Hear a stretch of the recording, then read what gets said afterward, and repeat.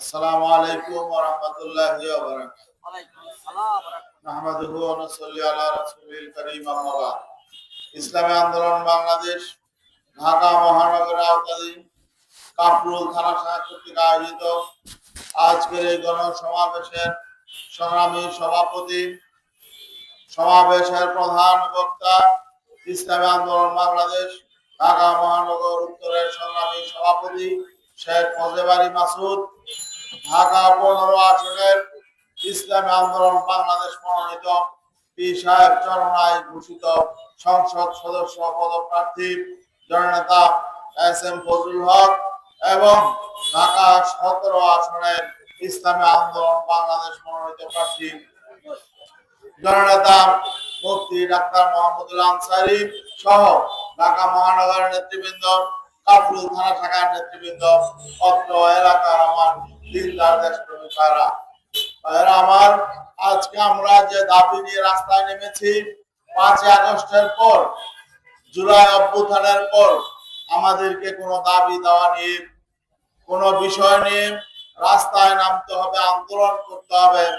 বিশেষ করে এই অন্তর্বর্তীকালীন সরকারের আমলে আমাদেরকে আন্দোলন করতে হবে, আমরা সেটা ভাবি নাই। আমরা ভেবেছিলাম যেহেতু একটি বিপ্লব হয়েছে, বিপ্লবের প্রত্যাশার আলোকে আগামী দিনে আমরা সবাই ঐক্যবদ্ধভাবে দেশ গড়ে তুলব। অন্তর্বর্তীকালীন সরকার যৌক্তিক সংস্কার করবেন এবং ফ্যাসিবাদ বিরোধী সকল রাজনৈতিক সংগঠনগুলোকে সঙ্গে নিয়ে তারা কাজ করবেন। কিন্তু আমরা কি দেখতে পেলাম? আপনারা তো এখন জানেন, ডক্টর মোহাম্মদ ইউনূস জাতিসংঘের দাওয়াত পেয়ে জাতিসংঘের সেই অধিবেশনে যোগদান করার জন্য আমেরিকা আছেন, জানেন না? জানেন। এবং সেখানে তার সঙ্গে আরো 2টা রাজনৈতিক দলের, 2টা না 3টা রাজনৈতিক দল, 3টা রাজনৈতিক দলের 6 জন প্রতিনিধি সঙ্গে নিয়ে গেছে, তাই না? তো বাংলাদেশের রাজনৈতিক দল কি 3টাই নাকি? আর আগামী জাতীয় নির্বাচন মনে হয় 3টা দলই শুরু করবে নাকি? তাহলে তিনি 3টা রাজনৈতিক দল নিয়ে কেন গেল? তার মানে এই 3 দলের প্রতি তার বিশেষ নজর আছে। তাই অন্তর্বর্তীকালীন সরকার যখন এক এক রাজনৈতিক দলকে এক এক রকম নজরে দেখছেন, তাহলে বোঝা গেল তাদের কাছ থেকে নিরপেক্ষতা আশা করা যায়।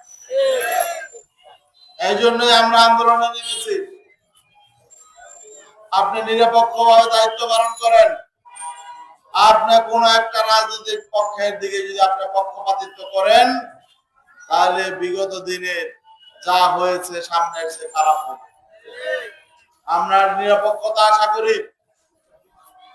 দেশ ঐক্যবদ্ধভাবে আমরা গড়ে তুলব।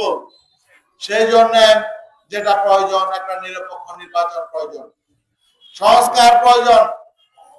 যে সমস্ত প্রত্যাশা নিয়ে আমাদের সন্তানেরা, ছাত্র, শ্রমিক, মেহনতি মানুষ জুলাই অভ্যুত্থান করেছে, এর মধ্যে একটি মৌলিক বিষয় ছিল রাষ্ট্র মেরামত করা, রাষ্ট্র সংস্কার করা। আজানের জবাব দিয়ে রাখবেন, তাহলে সমস্যা নেই। তো রাষ্ট্র সংস্কার করা, রাষ্ট্র মেরামত করা, সেই রাষ্ট্র সংস্কারের জন্য